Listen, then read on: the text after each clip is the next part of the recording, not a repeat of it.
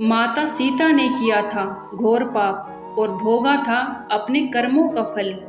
भगवती सीता माता साक्षात महालक्ष्मी का अवतार थी, फिर भी उन्हें अपने कर्म का फल भोगना पड़ा। लोकापवाद के कारण जब श्री राम जी ने उनका त्याग किया, उस समय वे गर्भवती थी। उन्हें उस अवस्था में पति वियोग तथा वनवास का दुख मिला, जो बचपन में उनसे अनजाने में हो गए अपराध का परिणाम था। मिथिला नगरी में जनक राजवंश राज करता था। उन्हीं में से एक राजा शीर्धवज थे।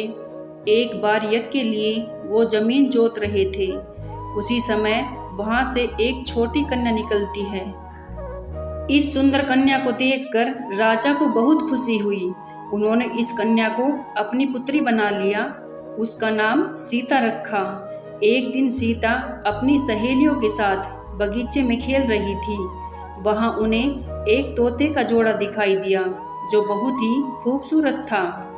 वे दोनों पक्षी एक पर्वत की चोटी पर बैठकर बातें कर रहे थे।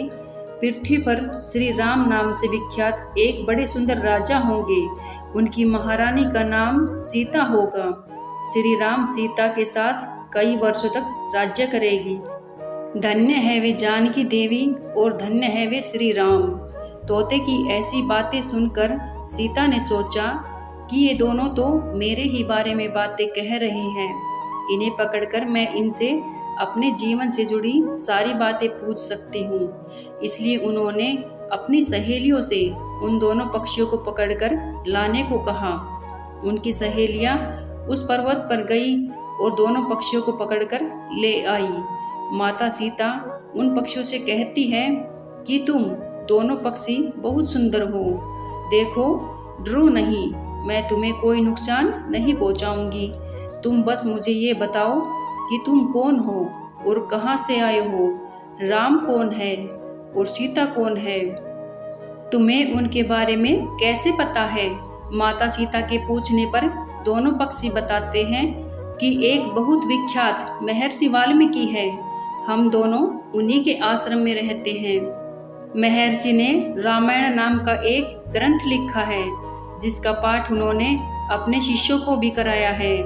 उन पक्षियों ने सीता को ये भी बताया कि इस ग्रंथ में महर्षि वाल्मीकि ने बताया है कि महर्षि ऋषिशृंग के द्वारा किए गए पुत्रेष्टि यज्ञ से प्रसन्न होकर भगवान विष्णु, राम, लक्ष्मण, भरत और शत्रुघ्न ये 4 मानव शरीर धारण कर पृथ्वी पर जन्म लेंगे।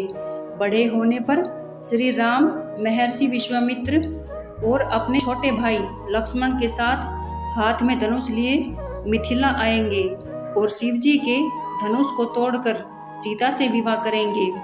फिर उस पक्षी के जोड़े ने कहा, हे सुंदरी, हमने तुम्हें सब कुछ बता दिया है, अब हमें छोड़ दो, हम जाना चाहते हैं।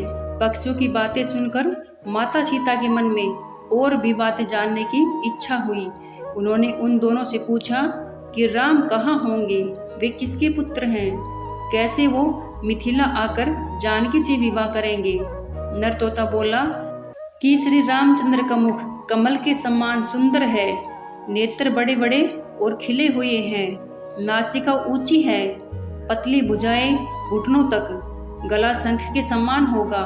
मैं उनका क्या वर्णन करूं, जिनके गुणों का बखान 100 मुख वाला भी नहीं कर सकता।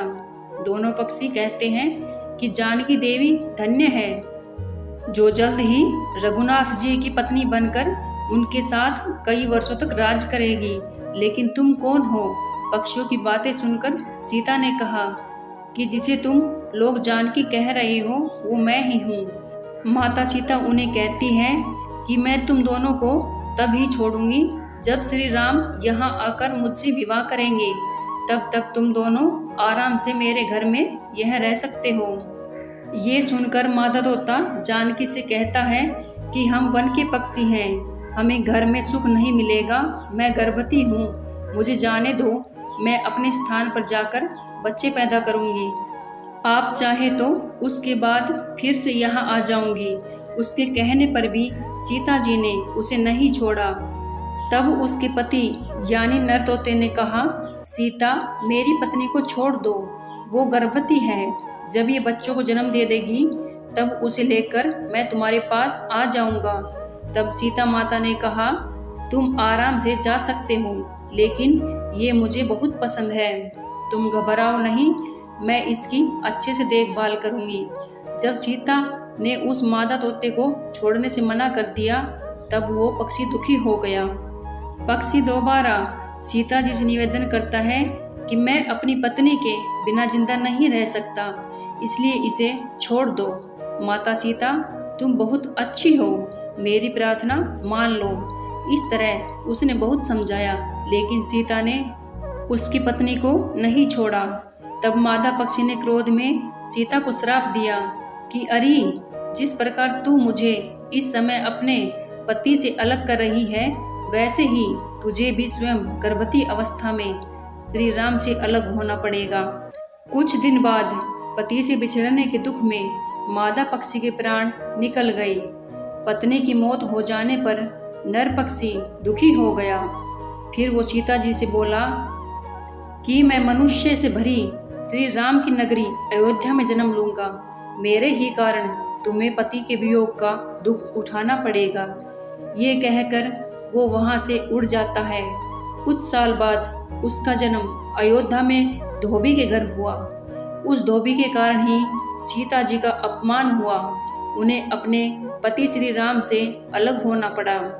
उस तोते का श्राप ही सीता जी के पति श्री राम से बिछड़ने का कारण बना। इसलिए जब माता सीता गर्भवती थी तो उन्हें भी पति से दूर वन में रहना पड़ा। इस कहानी से ये बात सिद्ध हो जाती है कि कर्म के फल से कोई नहीं बच सकता, फिर चाहे वो भगवान राम सीता ही क्यों ना हो, सभी को अपने कर्मों का फल भोगना ही पड़ता है। दोस्तों, वीडियो अच्छी लगी तो प्लीज़ लाइक, शेयर और सब्सक्राइब जरूर करें। मिलते हैं अगली वीडियो में। धन्यवाद।